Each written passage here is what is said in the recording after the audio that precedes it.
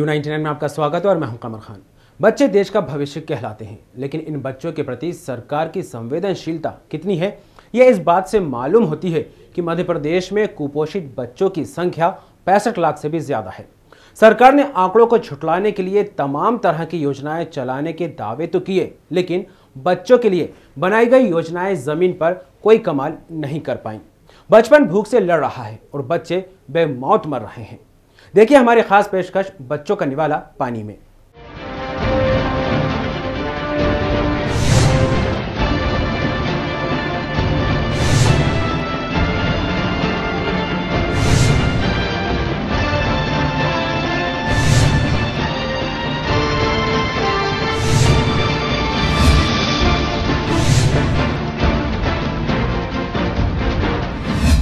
मध्य प्रदेश के नरसिंहपुर जिले की गोटेगांव तहसील में पोषण आहार को पानी में बहाने की घटना के बाद सरकार के कुपोषण को नियंत्रित करने की दावों की पोल तो खुल ही गई, साथ ही सरकारी तंत्र की लापरवाही और निकम्मेपन की तस्दीक भी हो गई। जिम्मेदार अधिकारियों द्वारा अपनी गलतियों को छुपाने के लिए आंगनबाड़ी केंद्रों में बच्चों को पूरक आहार बांटने की बजाय पानी में बहा दिया गया। अधिकारी अपनी अपनी जिम्मेदारियों से मुंह मोड़ रहे हैं। मामले में दोषी महिला बाल विकास परियोजना अधिकारी को बचाने की जद्दोजहद में जिले के आला अधिकारियों के गले की फांस बनती जा रही है। मामले की पूरी पड़ताल करने के लिए टीवी 99 की टीम गोटेगांव तहसील पहुंची।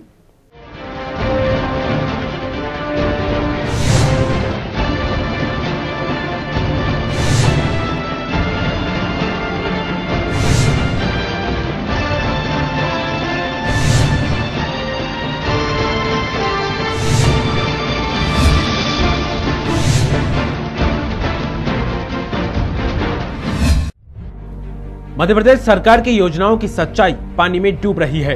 नरसिंहपुर जिले की गोटेगांव तहसील के जमुनिया गांव में नर्मदा नदी के किनारे तैरते पोषण आहार के ये पैकेट्स सरकारी योजनाओं की सतही हालत बयां करते हैं।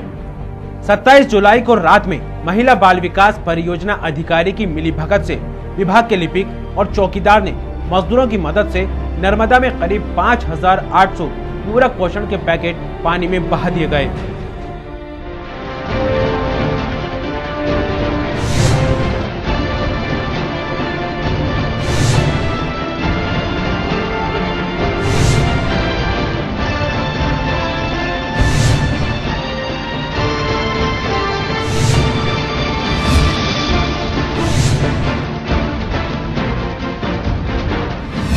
रोजमर्रा की तरह गांव के लोग और नाव चलाने वाले मल्लाह जब नदी पर गए तो उन्हें पानी में तैरते हुए पैकेट दिखाई दिए। कौतूहल और असमंजस के बीच उन्होंने इन पैकेट्स को देखा तो पहले ये समझे कि कोई वाहन नदी में गिर गया, जिसका सामान निकलकर पानी में बह रहा है। जब पैकेट को करीब से देखा तो पता चला कि आंगनबाड़ी केंद्रों में बच्चों को बांटे जाने वाले पोषण आहार के पैकेट्स हैं। क्या देखा था हमने सर, जिस दिन वो वहाँ पे गाड़ी पलटी थी उस दिन हम लोगों ने जो बच्चों के लिए खाने पीने के जो सामान आता है वो पैकेट पाउच वगैरह यहाँ पे बहे थे नर्मदा जी में। तो जी लगभग 2 दिन तक यहाँ से बहे पानी में। देख के क्या लगा पहले आपको?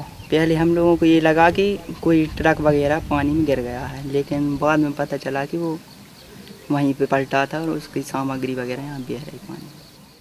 2 दिन तक बहते रहे, लेकिन पैकेट की तो कोई गिनती नहीं है, यानी थोड़ी थोड़ी यानी बेरे गिर बह रहे थे। पैकेट बहे देखे सर पहली बार।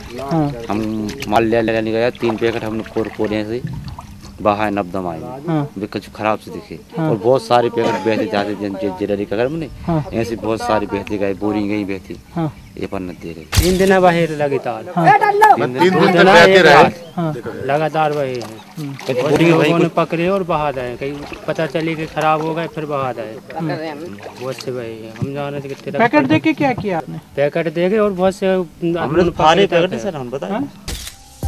मामले की जानकारी मीडिया के माध्यम से प्रशासनिक अधिकारियों को मिली। आनन फानन में जांच कराई गई। इलाके के अनुविभागीय अधिकारी ने जांच का जिम्मा नायब तहसीलदार और जनपद पंचायत के मुख्य कार्यपालन अधिकारी ओंकार सिंह ठाकुर को सौंपी। दोनों अधिकारियों ने अपनी रिपोर्ट में बताया कि महिला बाल विकास परियोजना कार्यालय के स्टॉक रजिस्टर में दर्शाया गया पूरक पोषण आहार की मात्रा और गोदाम में रखे पोषण आहार में करीब 5800 पैकेट्स का फर्क पाया गया। शिकायत आई थी कि झांसी घाट है वहाँ के नर्मदापुर से कुछ पोषण आहार बहा। शिकायत आने से हमने नायब जरूर वहाँ उन्होंने एक थैली जो है पैकेट वो पकड़ा। उसके बाद में वहाँ के लोकल जो मल्लाह है उनने बताया कि यहाँ एक गाड़ी आई थी उसको पोषण आहार बहाया गया। उसके बाद में 3-4 मजदूरों के बयान दिए गए। मजदूरों ने बयान दिया कि पोषण आहार जो है 26 तारीख की रात में एक गाड़ी से 3 बार में राउंड करके बहाया। काफ़ी है उसकी, आप देख लें। नाम बता दीजिए सर। नरेंद्र मेहरा बताया था, मेहरा है उसमें, और एक जीतू करके 3 है और एक शर्मिला दुबे करके वो सिटी। वहाँ एक पिलकू मल्ला है, उससे मैंने पूछा, वो प्रत्यक्षदर्शी गवाह था उसका, तो उसके द्वारा बताया कि कोई कैलाश है एक लेबर, वो आया था वो जिसको मैं जानता हूँ। उसके आधार पर फिर मैंने कैलाश के बयान दिया। कैलाश ने बताया कि मेरे साथ और 2-3 कर्मचारी थे जिन्होंने यहाँ गोटेगांव से पोषण आहार ले जाके नदी में फिकवाया।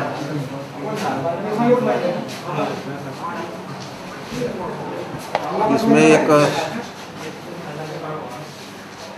नरेंद्र मेहरा जो कर्मचारी है महिला बाल विकास विभाग का, उसकी उपस्थिति में पोषण आहार भरवाना और फिकवाना बताया गया। मेरे द्वारा जो लेबर थे उन लोगों के कथन लेके एसडीएम साहब को एक प्राइमरी रिपोर्ट, मतलब प्राइमरी क्या फुल रिपोर्ट भिजवा दी कि ये पोषण आहार यहाँ से गया है।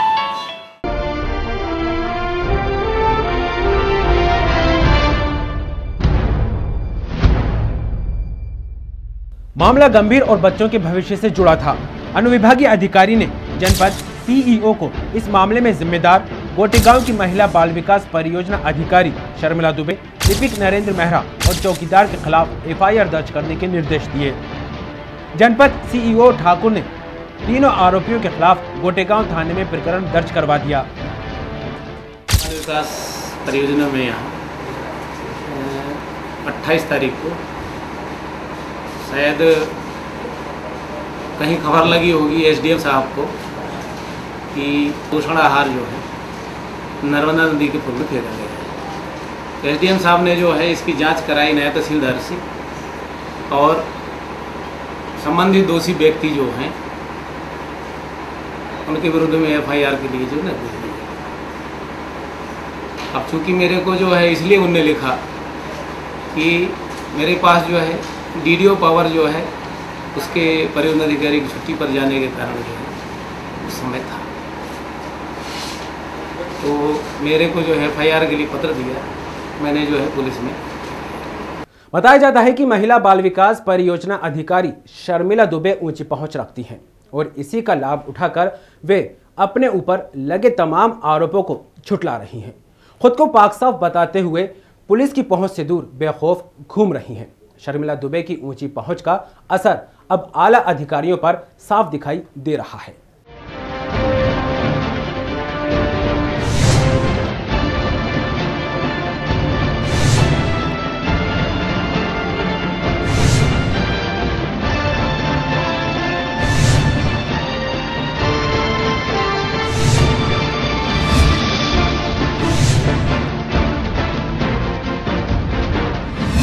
महिला बाल विकास परियोजना अधिकारी ऊंचे रसूख वाली हैं, इसीलिए मामले में तीनों आरोपियों के साथ अलग अलग तरह का बर्ताव हो रहा है। पूरे प्रकरण में शर्मिला दुबे मुख्य आरोपी, जिस पर आरोप है कि उन्हीं के निर्देश पर पोषण आहार को नदी में फिकवाया गया। दूसरा आरोपी कार्यालय का लिपिक नरेंद्र मेहरा, जो गिरफ्तार हो चुका है, अब जेल की सलाखों के पीछे है। और तीसरा आरोपी कार्यालय का चौकीदार फरार बताया जा रहा है। शर्मिला दुबे से पुलिस ने पूछताछ कर उन्हें छोड़ दिया। अब वे सीना ठोककर खुद को पाक साफ बता रही है कि नर्मदा नदी में पोषण आहार बहता हुआ मिला और उनका ये कहना है कि वो हमारी परियोजना का है। लेकिन उसके पहले मैं 1.5 महीने छुट्टी पे थी, 8-10 दिन मैंने काम किया, फिर मेरी तबीयत खराब हो गई थी, मैं फिर 8 दिन की छुट्टी पे थी। इस बीच में ये बहा तो मैं नहीं जानती कि कहा, ना तो मेरे पास उसका चार्ज था, ना ही, और जो मैंने गोदाम में देखा था उसमें पोषण आहार नहीं था इतना कि वो नदी में बहाया जा सके। तो मैं पूरी जानकारी दे रही हूँ। FIR उन्होंने मुझसे पूछे भी ना डाली। एक बार मुझे पूछने का मौका तो देना चाहिए था, क्या सही है क्या गलत है। मामले में गिरफ्तार लिपिक नरेंद्र मेहरा बार बार बोल रहा है कि उसे महिला बाल विकास अधिकारी शर्मिला दुबे ने आदेश दिया था कि इस आहर को नदी में बहा दिया जाए, लेकिन उसके बयान को भी पुलिस और आला अधिकारी गंभीरता से नहीं ले रहे हैं। लाल बाबू दिनांक 13/7/2011 को अवकाश पर जा रहे थे। इस दौरान उन्होंने गोदाम की चाबी मेरे को दी। मैंने उस गोदाम को खोल के देखा। गोदाम में बहुत सा सड़ा खाद्यान्न रखा हुआ था। ऐसे ही चलते चलते 27 तारीख को कलेक्टर महोदय का दौरा था। अपने आप को बचाने के लिए श्रीमती शर्मिला दुबे बाल विकास परियोजना अधिकारी गोटगांव ने वह सड़ा खाद्यान्न अपने पति के माध्यम से नर्मदा नदी में बहा दिया। जिले के कलेक्टर संजीव सिंह की भूमिका संदेह के घेरे में नजर आती है। कलेक्टर साहब कैमरे की नजर से बचने के लिए कार्यालय छोड़कर चले गए। सूत्रों की माने तो सारा खेल कलेक्टर साहब का रचा हुआ है। वहीं शर्मिला दुबे की ऊंची पहुंच का आभास जैसे ही आला अधिकारियों को हुआ, वैसे ही उनकी भाषा भी बदल गई। शर्मिला दुबे को बचाने में अपनी पूरी ऊर्जा उन्होंने लगा दी। अब आपको सुनाते हैं गोटेगांव के थाना प्रभारी के दो अलग अलग बयान। पहले बयान में थाना प्रभारी ने शर्मिला दुबे को आरोपी बताया और दूसरे बयान में थाना प्रभारी शर्मिला दुबे का नाम प्रकरण में होने से इनकार कर रहे हैं। करीब 10:30 बजे जनपद सीओ ओंकार सिंह ठाकुर ने यहाँ रिपोर्ट किया कि आंगनवाड़ी महिला बाल विकास का बहुत से पैकेट जो है नर्मदा नदी में बहते पाए गए थे, जिसपे उनके द्वारा और नायब तहसीलदार ये क्या नाम अशोक द्वारा जांच की गई तो करीब 5800 समथिंग पैकेट जो है कम पाए गए, जो नर्मदा नदी के आसपास के पूरे इसमें तटों पे पाए गए थे। इसके आधार पर अपराध धारा 409 का पंजीबद्ध किया गया अपराध 3 लोगों के खिलाफ। परियोजना अधिकारी गोटेगांव और लिपिक है नरेंद्र मेहरा और चौकीदार जित्तू चपरासी बोलते हैं। इसमें नरेंद्र मेहरा गिरफ्तार किया जा चुका है, उसको जेल भेज दिया गया है, आज रिमांड पर गया है। बाकी विवेचना भी जारी है। आपके अधिकारी के खिलाफ FIR दर्ज होती है तो पहले विभागीय जांच होती है, जांच में लिया जाता है, तुरंत में FIR हुई है। अब तुरंत नहीं हुई, उसी दिन प्रभारी मंत्री आने वाले थे तो प्रशासन को लगा होगा कि प्रभारी मंत्री चाहे इस मामले में कोई सवाल जवाब कर सकते हैं, इसके लिए ये तत्काल कार्रवाई हुई। दिनांक 28/7 को जनपद सीओ ठाकुर साहब की रिपोर्ट पे 400 का मामला कायम हुआ, जिसमें नरेंद्र मेहरा जो है लिपिक ग्रेड 2 उसके खिलाफ प्राइमा फेसी अपराध तत्काल साबित पाया गया तो उसको जेल भेज गया। दूसरे जिम्मेदार जित्तू चपरासी जबलपुर का है, वो फरार है। मामले की जांच जारी है। तीसरा पैकेट जो है 5837 पैकेट की शिकायत की थी, तो 100-150 पैकेट हम पुलिस ने जब्त किए। कोई तीसरा आरोपी भी विवेचना में नहीं आया। जब्ती हुई है वाहन जब्त है MP50 CA 0344। कौन सा वाहन? छोटा हाथी। ताज्जुब वाली बात यह है कि जिस प्रकरण में अधिकारियों ने जांच कर शर्मिला दुबे को आरोपी माना और प्रकरण दर्ज करवाया, उसी प्रकरण में जिले की महिला बाल विकास अधिकारी शांति बेले का कहना है कि नर्मदा नदी में बहाया गया पोषण आहार उनके जिले के किसी भी परियोजना कार्यालय का है ही नहीं। पहले तो वे कैमरे के सामने आने से इनकार करती रहीं। शांति बेले से जब TV 99 ने सवाल किए तो मैडम के तेवर तीखे थे। जो गोटेगांव का पोषण आहार वाला मामला है मैडम, उसमें आप जांच अधिकारी है, उसमें क्या चल रहा है और अभी तक किस स्टेज पे जांच पहुंची है, कितना होगा?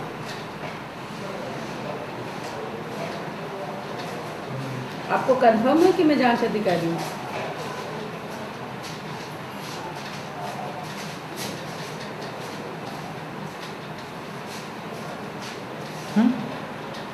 इसमें बोलिए आप कि आप कंफर्म है आपको कि मैं जांच अधिकारी हूँ?